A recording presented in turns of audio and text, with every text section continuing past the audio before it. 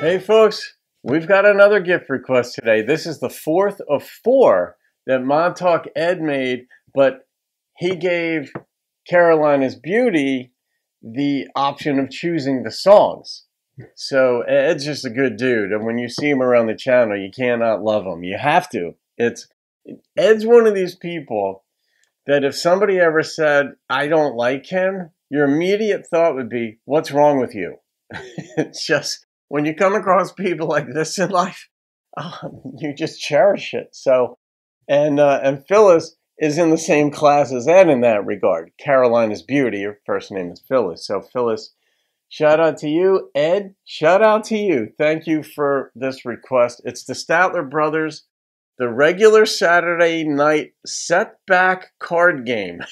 The word Setback is just throwing me. I can't place it. I don't know this song. It's a true reaction. So let's find out what Phyllis is up to with this one. I got a feeling we've got a funny one coming our way. Here we go. Yep. Uncle Sam and Daddy, Bay and Uncle Clyde got together every week as long as they were alive. But they'd always get to fighting and forget why they came to the regular Saturday night Setback card game. Wait, is Uncle Sam a real person? When I hear Uncle Sam, as you do, we think the U.S. government. The Setback card game.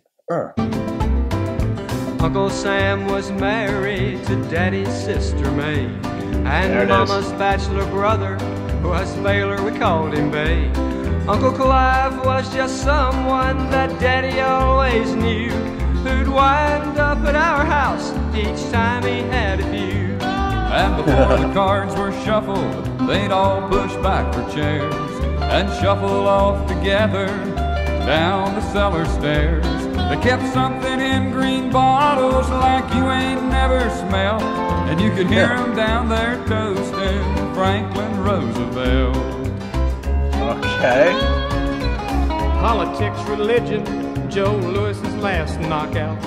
They'd argue about anything they didn't know about. Uncle Sam bet on Walcott and Dewey but wouldn't pay. And Daddy and Uncle Clive had to separate him and Bay. And after 3 trips to the basement, Uncle Clive would get blind and begin to quoting scripture no one could ever find. If to lead a horse to water was in the Bible, he would say, and Daddy and Uncle Sam would have to separate him and Bay. Uncle Sam and Daddy, Bay and Uncle Clive got together every week as long as they were alive. But they'd always get to fighting and forget why they came to the regular Saturday night Setback card game. Well, Uncle Sam left me his watch fob, and Bay left me some stocks, and the Bible Uncle Clive left me was still in the box. Daddy left a son that remembers it so well, and a lot of other memories I don't have time to tell.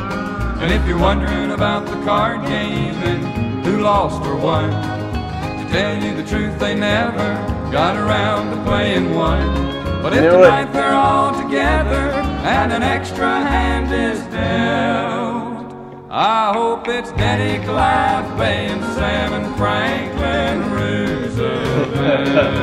That was a good touch. If there's a card game in heaven type thing, they could have Franklin Roosevelt in their group. I'm thinking, like, I don't know, it's probably like a minute and a half into the song. I'm like, this has to be a true story. I mean, the details in this were just too vivid, too real. There was nothing hyperbolic about it. You could see all of this happening totally legit. I mean, it could be a fictitious story. I don't think so. I've just got this idea. I love the fact that, like, Uncle Clive, was that his name? His Bible was still in the box. He's quoting scripture that nobody else could find. I love that.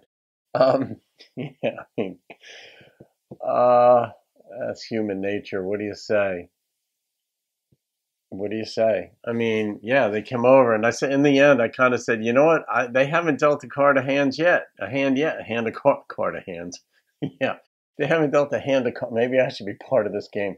They haven't dealt a hand of cards yet, and they didn't. And they'd argue about stuff, and I love that line about they'd argue about things they didn't know anything about, you know, or they'd argue about things they didn't understand, something to that effect. I mean, people do that.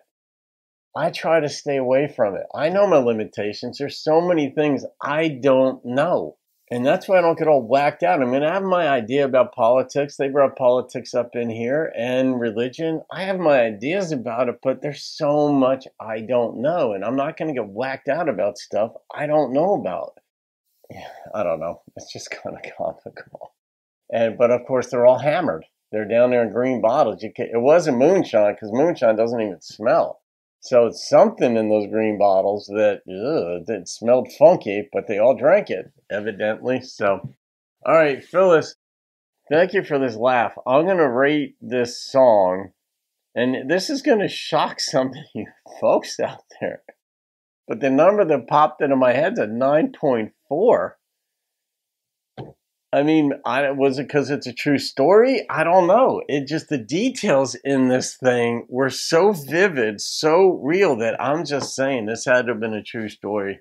Had to be. It just depicts guys. Maybe it depicts women too when you guys get together. But I know that definitely I can relate to this from back in my 20s. So, all right, that's it. Phyllis, Carolina's Beauty, and MontaukEd, thank you for this gift request, the requests, and this journey, this new journey of this sort of somebody making a gift and giving somebody else the right to choose a song, the option. All right, folks, have a great day. I'll see you on another video, and keep rocking the country.